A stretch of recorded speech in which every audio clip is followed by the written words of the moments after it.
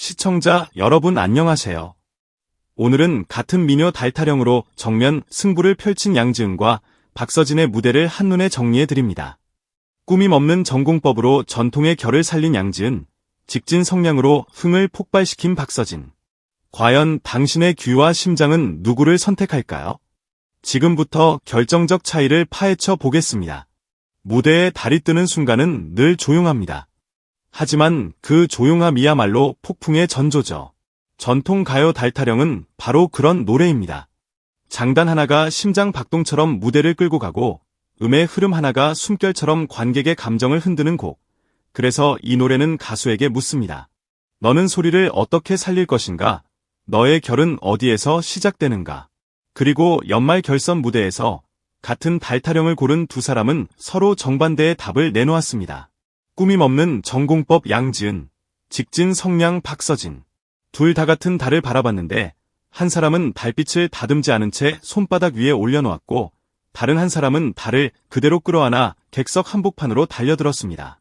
결과가 뭐냐고요? 그건 단순히 누가 더 잘했느냐의 문제가 아닙니다. 어떤 달이 당신의 마음을 더 세게 두드렸느냐, 그 취향의 전쟁입니다. 양지은의 무대는 처음부터 과장이 없습니다. 오히려 그 절제감이 섬뜩할 정도로 단단합니다. 발성이 안정적으로 중심을 잡고 발음은 또렷하게 박혀 들어오며 곡이 품고 있는 전통적 정서를 차분하게 풀어냅니다. 여기서 중요한 건 차분함이 결코 심심함이 아니라는 점입니다. 달타령의 구조를 살린다는 건 장단이 흐트러지지 않게 뼈대를 세우고 그 위에 감정을 언때 흘러넘치지 않게 조절하는 일입니다. 양지은은 과한 꾸밈 없이 그 뼈대를 끝까지 지켜냅니다. 마치 달빛이 얇고 투명하게 내려앉듯 소리는 반짝이기보다 스며듭니다. 관객은 와! 하고 소리치기보다는 어느새 숨을 고르고 듣게 됩니다. 그게 전공법의 무서움입니다. 한번 흔들리면 무너지기 쉬운 민요에서 흔들리지 않는다는 것 자체가 압도적인 실력의 증거가 되니까요. 반면 박서진은 시작부터 결이 다릅니다. 달타령의 힘있는 성량과 직선적인 표현을 꽂아 넣습니다. 민요의 흥을 강조하는 창법으로 곡의 에너지를 더하고 박력 있는 소리로 무대의 온도를 끌어올립니다. 여기서는 정서가 스며드는 게 아니라 점화됩니다. 장단을 타는 호흡이 훅훅 살아나며 감정 표현이 전면에 나서면서 관객은 앉아있기가 어려워집니다. 달이 고요히 떠있는 풍경이 아니라 달을 따라 사람들이 춤추는 마당이 펼쳐지는 느낌이죠. 박서진의 직진은 단지 큰 소리로 밀어붙이는 게 아니라 장단과 호흡을 연료 삼아 앞으로 튀어나오는 추진력입니다. 그래서 같은 달타령인데도 양지은의 무대가 전통성과 안정감을 중심에 두었다면 박서진의 무대는 역동성과 흥을 전면에 세웁니다. 두 사람의 접근 방식이 뚜렷하게 갈리는 이유가 여기에 있습니다. 달타령이 어려운 건 이 노래가 소리의 결에 따라 완성도가 확 달라지기 때문입니다. 누군가는 결을 고르게 다듬어 달빛처럼 펼치고 누군가는 결을 거칠게 새와 북소리처럼 울립니다. 그리고 양지은과 박서진은 그 양끝을 제대로 보여줍니다. 그래서 이 대결은 더 재미있습니다. 전공법이냐, 직진이냐, 전통을 보존하는 해석이냐, 흥을 폭발시키는 재탄생이냐. 한쪽은 흐트러지지 않는 중심으로 관객의 마음을 붙잡고 다른 한쪽은 밀어붙이는 에너지로 관객의 몸을 흔듭니다. 그럼 결과는 어떻게 갈릴까요? 솔직히 말해 승자는 한 명이 아닐 수도 있습니다. 이런 무대의 진짜 승부는 객석에서 벌어지거든요. 마음이 지친 날엔 양지은의 단정한 소리가 약처럼 들리고 힘이 필요한 날엔 박서진의 박력이 불처럼 번집니다. 어떤 날은 달빛을 조용히 바라보고 싶고 어떤 날은 달 아래서 소리치고 싶습니다. 민요가 가수의 해석에 따라 다양한 색채로 재탄생할 수 있다는 말이 딱 여기서 증명됩니다. 같은 노래가 한 사람의 목소리를 만나면 품격 있는 전통의 결이 되고 다른 사람의 목소리를 만나면 장단이 튀는 축제의 결이 됩니다.